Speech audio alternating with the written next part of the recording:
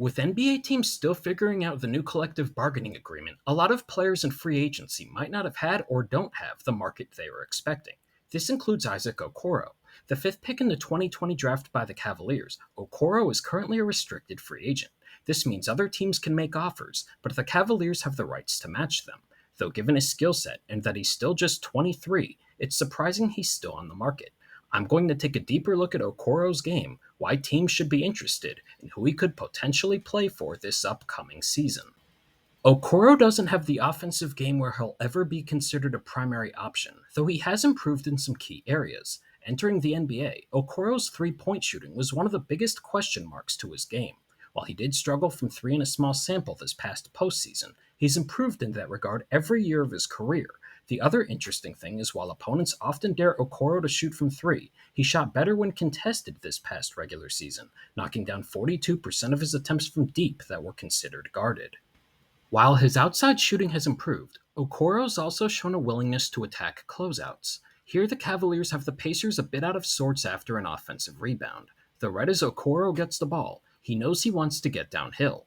He takes on Tyrese Halliburton and does a nice job creating separation with the spin move before finishing the layup with his offhand. Here's a pro and con of Okoro spotting up. As you can see, when Okoro gets the ball, Kristaps Porzingis is likely following the scouting report and is content with Okoro taking the three here. For your offensive spacing, that's not ideal, though Okoro insists on getting downhill and shows the ability to convert around the rim despite the length of Porzingis. The Cavaliers added another wrinkle to get Okoro going downhill more frequently this past season. That was incorporating him on handoffs. He responded admirably as he ranked in the 85th percentile out of the action and also hit some threes when doing so. Right away on this possession, you can see the Bucks have Damian Lillard on Okoro to prevent him being matched up versus Donovan Mitchell. Though as soon as Okoro gets the ball, you can see he gets downhill and wants to capitalize on the size advantage. Okoro then shows nice touch by finishing the floater over Brook Lopez. Now we get to Okoro's calling card, his defense. Despite being listed at 6'4", Okoro can defend a variety of players in a variety of ways. Here's Okoro defending Anthony Edwards downhill, which isn't an easy task. You can see here that he was already anticipating the spin move and doesn't lose any ground. While Edwards does get into the paint, Okoro does a nice job of not falling for the shot fakes and forces a tough shot attempt without fouling. Despite various occasions where he was giving up size, Okoro actually ranked in the 88th percentile defending post-ups. In this example, Okoro actually starts to play defending the ball. Though watch what he does here. As Jordan Poole gets downhill, Jarrett Allen rotates to the rim. Though as that happens, Poole finds Daniel Gafford and Okoro rotates to defend him. Gafford tries backing him down, but Okoro holds his own to allow Allen to get back into the play and block the shot.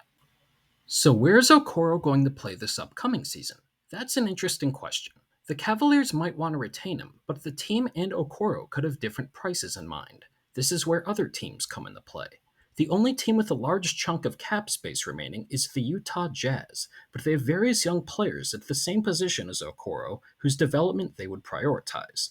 One team that could make sense in a sign and trade is the Brooklyn Nets. The Nets are resetting this year, and at 23 years old, Okoro can continue to develop his offensive game, while at the same point potentially fit their timeline. The Nets also have players such as Cam Johnson they could offer that fit the Cavaliers' win now timeline and could acquire some picks in the process.